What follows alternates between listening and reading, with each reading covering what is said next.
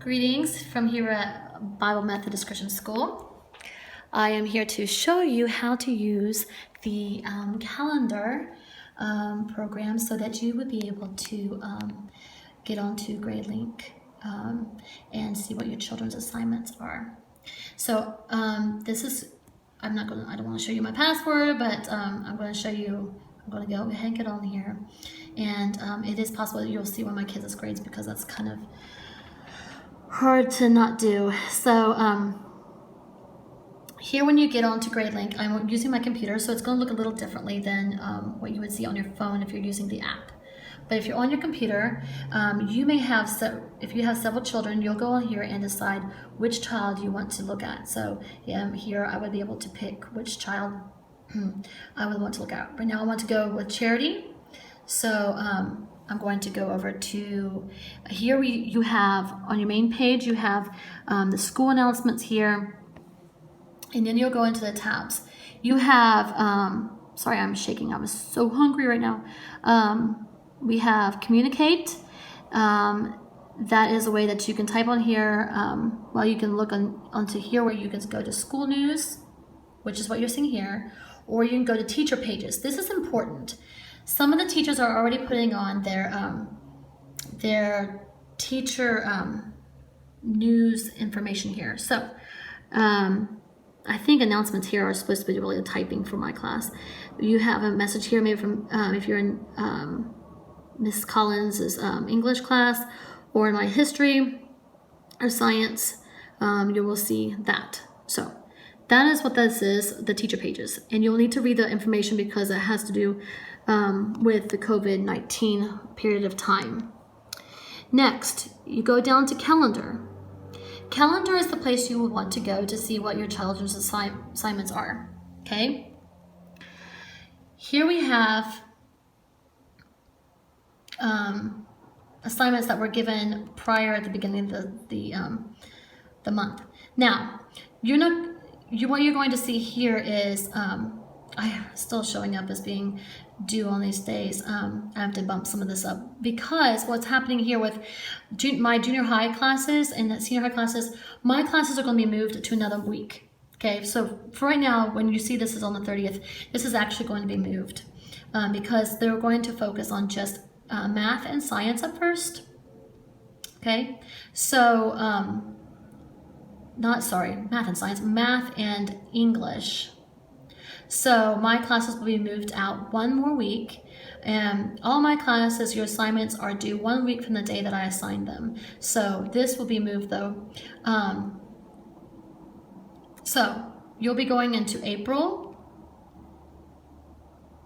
and well, it looks like it's already being moved. It's a little strange, but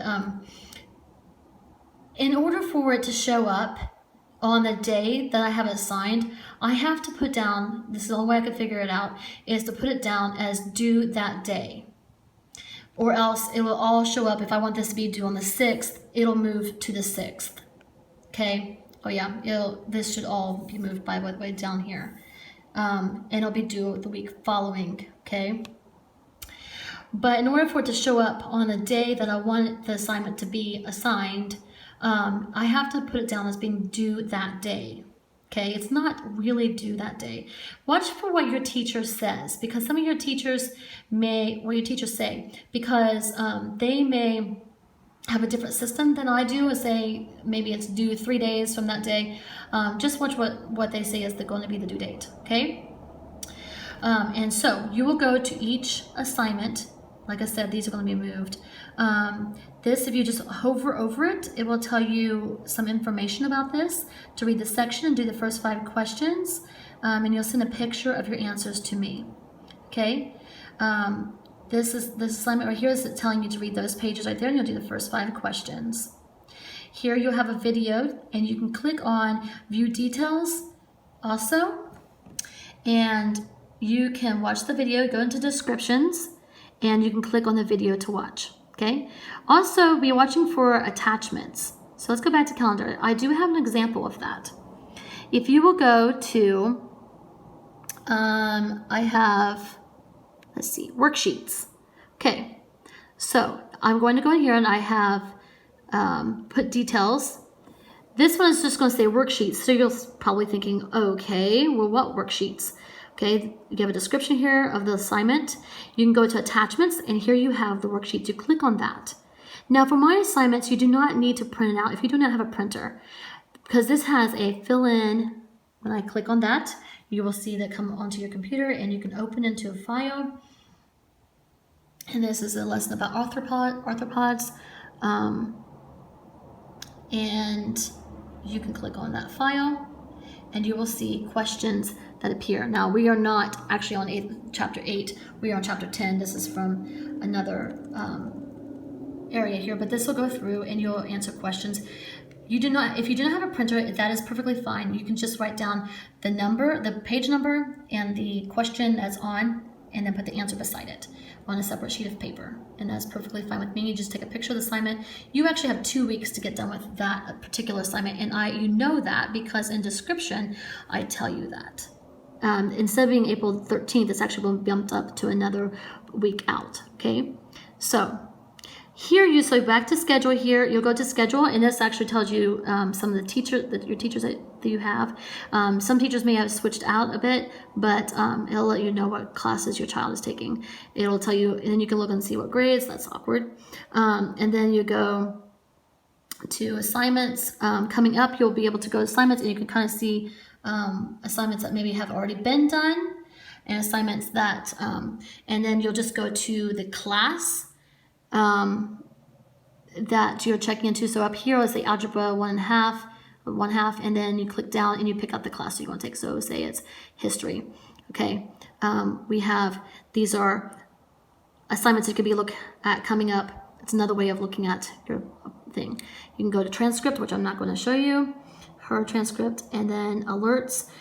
This is something that you can choose to do. You can choose to alert you, for GradeLink to alert you if your grades are above or below something. Also, you can check your child's attendance. Okay. Also, discipline. I have nothing to worry about here. There's nothing written down here. But if your child has a demerit, or has a demerit for behavior, or for not completing work, or for messing up dress code, or maybe they have been disruptive in class in the past, you can actually go in here and see even back further if your child has had, and the reason why they have received that. And then also your billing, which actually I don't think they put billing onto GradeLink at this point. And so and then, like I said, you can switch out your child's name and find out each of your children's information. So if you have any questions, let us know. This is just to get a little idea. You can also put the app right onto your phone, but you will need to stay in tune with GradeLink. The GradeLink mailer you will receive, when it says communicate here, for us teachers, we will be sending out emails to you. So if you have not turned in an accurate email address to the office, you need to make sure that's done, because that is how we are communicating with you. Is through the GradeLink mailer. And so instead of just relying on various forms like Facebook and various other ways, there may be ways that we may put things on there, but the way of telling you any kind of important information is going to be coming through GradeLink mailer, and also the GradeLink teacher pages and things like that. So GradeLink, you need to be on it a lot. So if you have forgotten your password or something like that, please let the office personnel know. No students are to come into the school building, except for those who, of course, live here on campus, because we are quarantined here, and so kind of stuck. So, and they work too. So, sometimes. But I am here. My hours. You may contact me between the hours of 9 a.m. to 5 p.m. If you have any questions, you may write me through the email, or I've also given information on my teacher page on how you may contact me, my email address, my phone number, and you can contact me in that way. I am here to help you, so if you have any questions or concerns, let me know. And everybody stay healthy and have a good time with your family, and keep on learning. Keep serving Jesus and loving Him.